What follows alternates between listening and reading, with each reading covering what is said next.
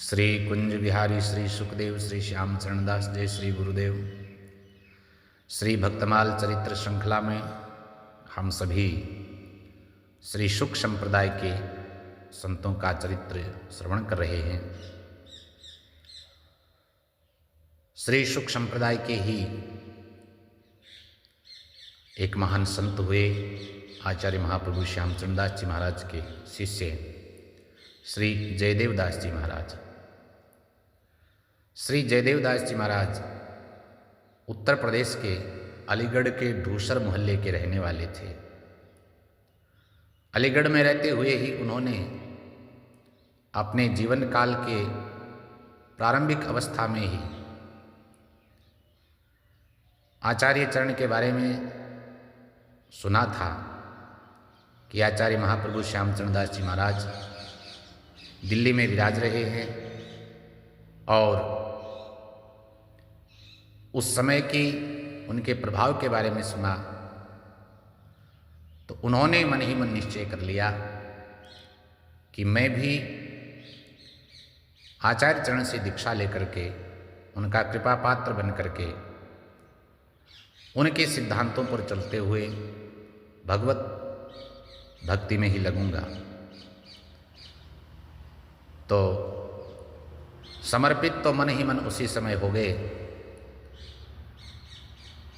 साधु जीवन व्यतीत करने का निश्चय किया और कुछ काल के उपरांत ही इस निश्चय को परिणाम में बदलते हुए दिल्ली पहुँचे महाप्रभु के स्थान पर और आग्रह किया आचार्य चरण से दास के रूप में अपनाने का।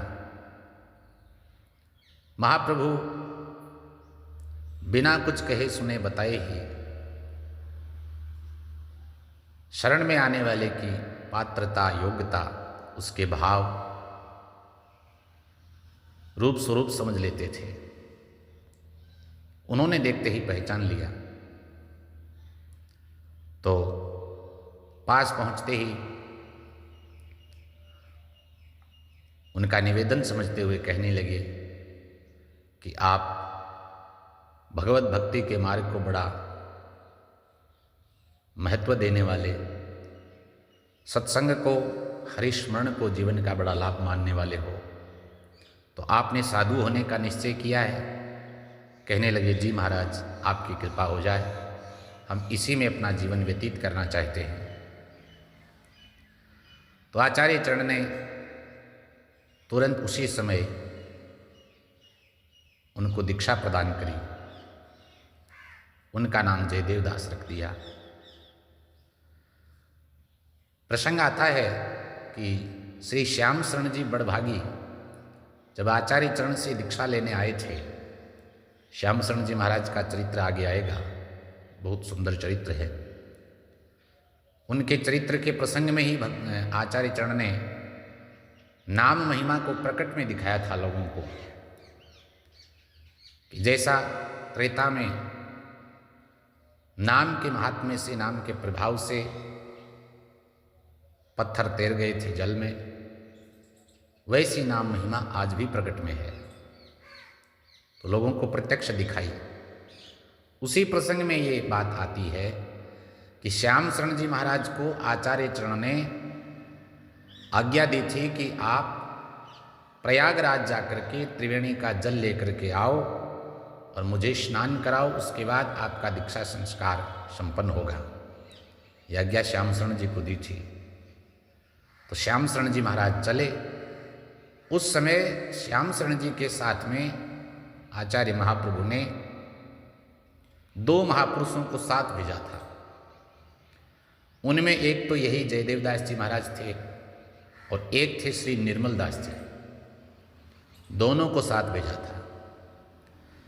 अब श्याम शरण जी के साथ इन दोनों को भेजने का क्या प्रयोजन रहा होगा ये तो आचार्य चरण ही जाने। लेकिन इससे यह स्पष्ट है कि श्री जयदेव दास जी महाराज आचार्य महाप्रभु के प्रधानतम शिष्यों में से एक थे। कोई न कोई उनका विशिष्ट उद्देश्य रहा होगा, इसलिए दोनों महापुरुषों को श्री श्याम शरण जी के साथ में भेजा। श्याम शरण जी महाराज त्रिवेणी का जल लेकर के आए, मार्ग में कहीं रुके नहीं थे, अनवरत चलते हुए आए। ये दोनों महापुरुष श्री जयदेव दास जी और श्री निर्मल दास जी उनके साथ में थे। श्री जयदेव दास जी ने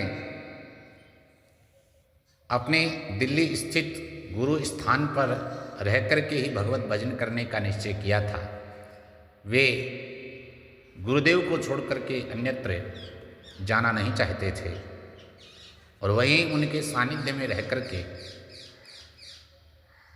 रीति नीति, भजन की विधि, जो भी गुरुदेव से सीख पाना चाहते थे, उसके लिए उन्होंने निश्चय किया कि हम गुरुस्थान को छोड़कर अन्यत्र नहीं जाएंगे। बड़ी निष्ठा थी गुरु महाराज में। तो आचार्य चरण ने उनको यह कहा कि आपको भक्ति का प्रचार प्रसार तो करना ही चाहिए, आप में योग्यता है, पात्रता है और इससे लोगों को बड़ा लाभ होने वाला है। जयदेव दास जी महाराज बोले, महाराज हम में ऐसी कहाँ पात्रता, हम तो आपके ही चरणों में रह करके बस हरिस्मरण करना चाहते हैं। तब महाप्रभु बोले, ठीक है, जब तक मेरा शरीर है भूतल पर तब तक आप यहाँ रहो। उसके बाद में अपने जन्म स्थान में जाकर के अलीगढ़ में ही रह करके जनमानस को उपदेश करना है, भक्ति मार्ग से जोड़ना है। तो संवत 1839 तक, जब तक आचार्य चरण भूतल पर प्रकट रूप में थे, तब तक तो जयदेव दास जी महाराज दिल्ली में गुरु स्थान में ही रहे और 1839 के बाद अलीगढ़ के कोयल नामक स्थान पर आकर के रहने लगे और वहीं एक अपना थांबा स्थापित किया। अलीगढ़ के कोयल नामक स्थान पर यहाँ आकर के रहे तो आते ही ऐसा प्रभाव रहा और श्री ठाकुर जी गुरु महाराज की ऐसी कृपा रही कि व्यापक स्तर पर जनमानस जुड़ने लगा, सत्संग श्रवण करने के लिए आने लगा और जैसा गुरु महाराज का उपदेश था, जैसी रीति नीति उन्होंने समझी थी, उस हिसाब से ठाकुर जी के विभिन्न उत्सव, समय समय पर नाम संकीर्तन आदि महोत्सव अपने स्थान में कराने लगे, जिसका प्रभाव लोगों में देखा गया। काफ़ी संख्या में जनमानस जुड़ा और सबको महाराज आचार्य वाणी के द्वारा सत्संग सुनाते हुए यही कहते कि हम सब लोगों का देह धारण करने का, मानव जीवन का सर्वोत्कृष्ट फल यही है कि हम नित्य भगवान को स्मरण रखें, भगवत भक्ति करते हुए अपने इस मनुष्य जीवन को सफल बनाएं। तो अलीगढ़ के क्षेत्र में आपकी व्यापक प्रसिद्धि हुई। एक महान प्रभावपूर्ण संत के रूप में आपकी प्रसिद्धि हुई।